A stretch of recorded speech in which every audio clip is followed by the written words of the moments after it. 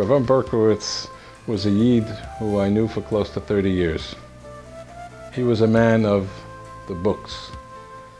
Shteitzach Torah, always running to Shiurim. Avoida, about Tefillah, for all time.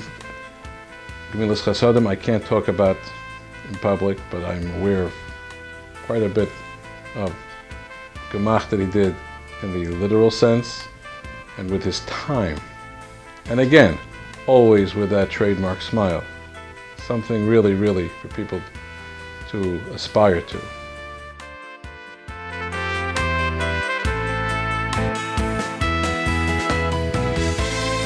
I got to know Rav Avrohom Berkowitz almost immediately when I moved to the area 25 or more years ago.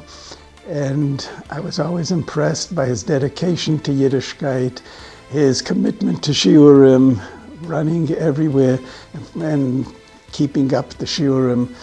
And in general, the way he ran his family was very impressive, very impressive. The hadracha and the children are a testimony to this. Avromi, together with one or two more people from the shul, approached me that we should start a Daf Yomi Shir in the shul. Avromi was the one who organized the shir, together with one or two more people. We had like 6, 7 guys, that's how we started. And the shir went on for 22 years while I lived in Flatbush. And now that I'm not living there for the last year and a half, the shir is still continuing the same shir that Avromi started almost 24 years ago. And I must also say that his love for learning was unbelievable. That when he couldn't come to the shir, whether he went away someplace or he was busy and he had to be away that day, he would call me the night before to ask me where we're going to get to the next day so that he shouldn't be behind in the daf. So he was Messiah with me Shas almost 3 times. Because even when he got sick at the end, he used to still come to the shir. So he was learning, his love for learning was unbelievable. Unbelievable. And that really proved itself when he was sick, and he still pulled himself together to come every day to the shir, to daven and to come to the shir. But besides that, it wasn't just time learning, it was learning be'iyun. When he was at the shir, I couldn't just learn through the Gemara. He would stop me, he would ask me kasha, and every kasha that he asked me was either a Taisus kasha, or a Mashar, or some other mafarish. He was so on top of the Gemara. When he sat down to my shir, I was good and scared to make sure that I was prepared properly to give this shir. Although he was in business, although he was busy making parnasa, but Daf Yomi, learning 4 or 5 in the morning, when he was well, and when he wasn't well. If there were times that he left the house and his wife did not know where he was, she knew to call the Besmedrash, and that's where she would find him. You listened to Rabbi Scheinberg's shir, and he was quoting something, and in the middle he started quoting a Gemara and this, and he said one line, and everybody started mumbling. And the person who was sitting next to him, who could hear what he was saying, remembered, and then after the shir, went and opened up, and he just was repeating the whole Gemara, like the great Goinim. He knew the whole thing by heart. I mentioned that he had a love of learning Torah, and he used to attend shiurim all over the place, not whenever he could. He had a real burning love of Torah. Always. The Torah Rishonim, to the Beis Medrash, person opened the door to the Beis Medrash.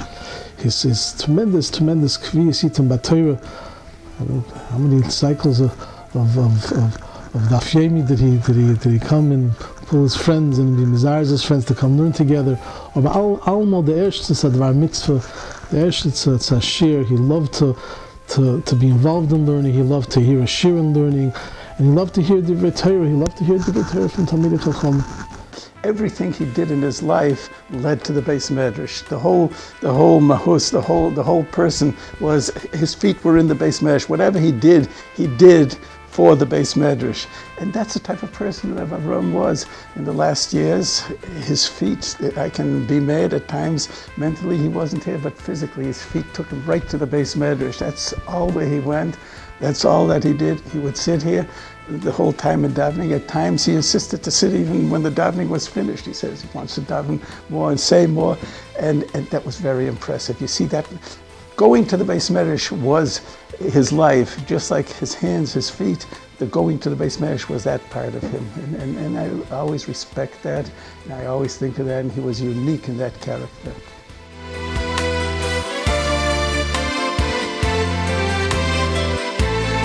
Growing up as a Yosem Lo Yolenu was not easy for him. He learned in Baba Yeshiva, and it was very difficult for him. And Bobby, his mother, Lozan Gesund, had to go to work every day, so she couldn't spend a full day with him.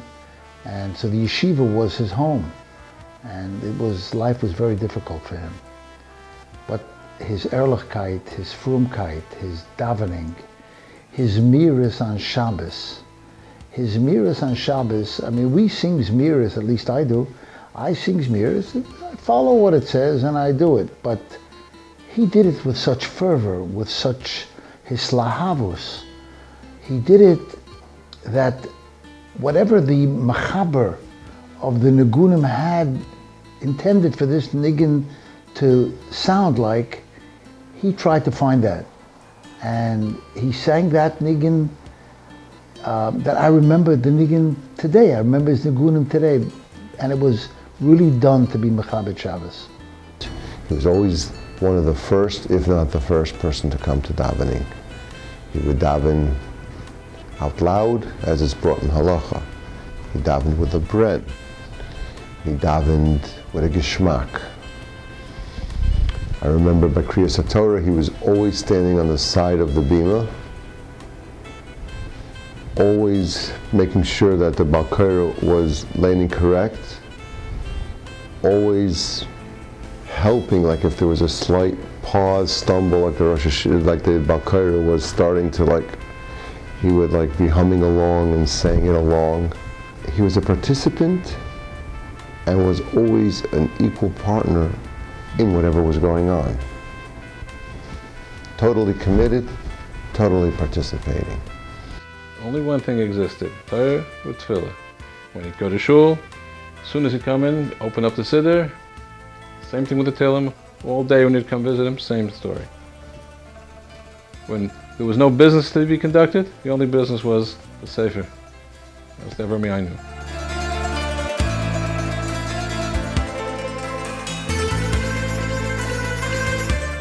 I remember clearly the derech eretz that he showed to me. He had no father at the time. His father was nifter a few years earlier. And he was like a young 12-year-old kid. I just got engaged, and he was like my father-in-law. He was replacing or taking the place of what would have been my father-in-law, his father, in shul, when his mother, my mother-in-law, couldn't come into shul to the men's section anyway. And so he really took care of me like he knew me for 40 years, and really felt the responsibility of this, his new future brother-in-law, is going to be taken care of by me. He had a special warmth, a special care for a friend, a special care to do a chesed, to do a favor for someone. His midas toivus, his leiv toiv, his availability to someone else was exemplary. He knew what it meant to be a friend. The Mishnah reckons many the midas klolius that a person should grab onto. One of them, so we mentioned the leiv toiv, the hearts from a yid. His leiv toiv to do a friend, to do someone a favor was phenomenal. 1981, my father, Al Shalom, passed away suddenly, which was a big shock for us without being sick. And we had Shiva in the house. And every morning, this guy, who I didn't even know his name at that point, Avrohom Berkowitz, came with fresh danishes and fresh rolls and orange juice. One day he came, so I said, oh, very nice. Then the next day he came again. Then the next day again. Every day of the Shiva he came to davening early, like davening I think it was like 7 o'clock, he came to the house 6:30 to make sure he brought the danishes and the rolls and set up the table so when people come to daven, after daven they have what to eat before they go to work. So I started speaking to him, I asked him, who you are, and I got to know him. Avrohom Zechron Arucha got married. I said to him, as much as you learned the Bobav, don't you want that the Bobav Arov should come to your wedding? Did you go to invite him? As a matter of fact, the Bobav Arov did come to very few chasanas. The chasanas that he went to were those who were Yisayimim and who didn't have lo yaleinu a parent. And Avram certainly qualified. He did not have a father. He said, no, he says, I don't want to be matriach him. I don't want to be matriach him. That's the cover that although it would have been, say, a feather in his cap if the Bobav Aruv would come to his chasana. That's the sort of thinking that it could have been my cover that could have been elevated, but that's not what's important here. It's important to save the health and the strength of the Bobav Aruv. Among the things he was always involved with, always trying to help out a Yid in any matziv, not just an individual, of course, moistus.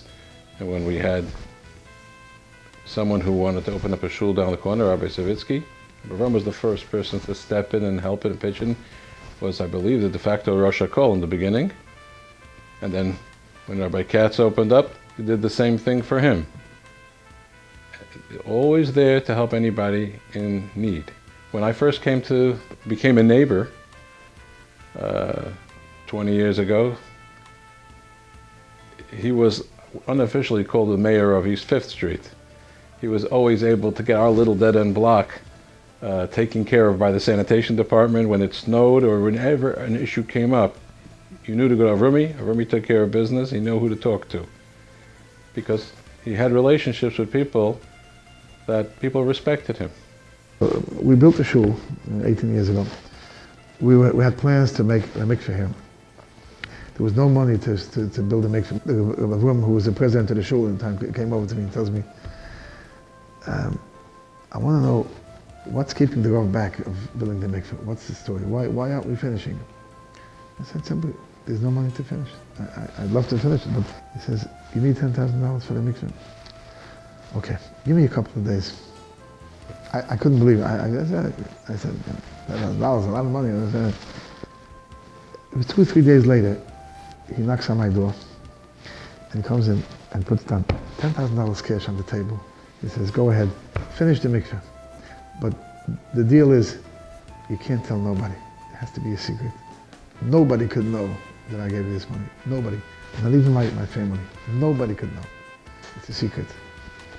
So I'm very happy to hear from Rabbi Berkowitz and Yitzchak Berkowitz that they're starting a scholarship fund in the yeshiva in Jersey that's going to help pay tuition for children that can't afford it, that want to learn, but they can't afford to pay the tuition, and this scholarship fund is going to help them pay the tuition. I can't think of a better tribute for someone like Avrohom who loved learning and wanted to help people to learn, how this is going to be such a chus for him that children, Bachurim, that want to learn, that can't afford to, because of the Avrohom Berkowitz Scholarship Fund, will be able to come to yeshiva and to be able to learn Torah and will perpetuate his name.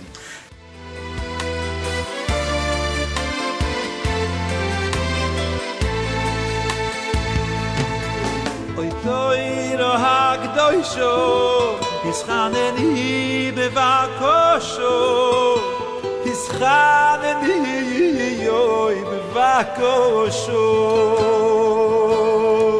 oy oy oy toiro akdoisho ischaneni bevakosho bnei tzur narot bikdusho oy oy oy oy oy toiro akdoisho ischaneni bevakosho ischaneni yoy bevakosho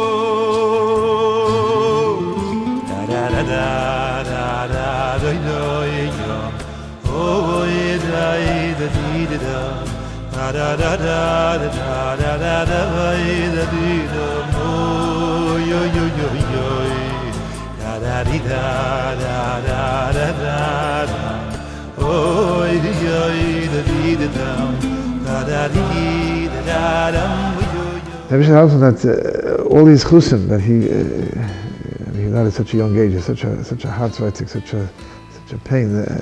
We watched him deteriorate, and very, very painful. But his legacy, he left a legacy. The children have so much to look up to their father. Such a bal chesed, such a devoted father, such a mechanech children of the Torah, such a Torah geshtiv, such a never missed a day in learning this year.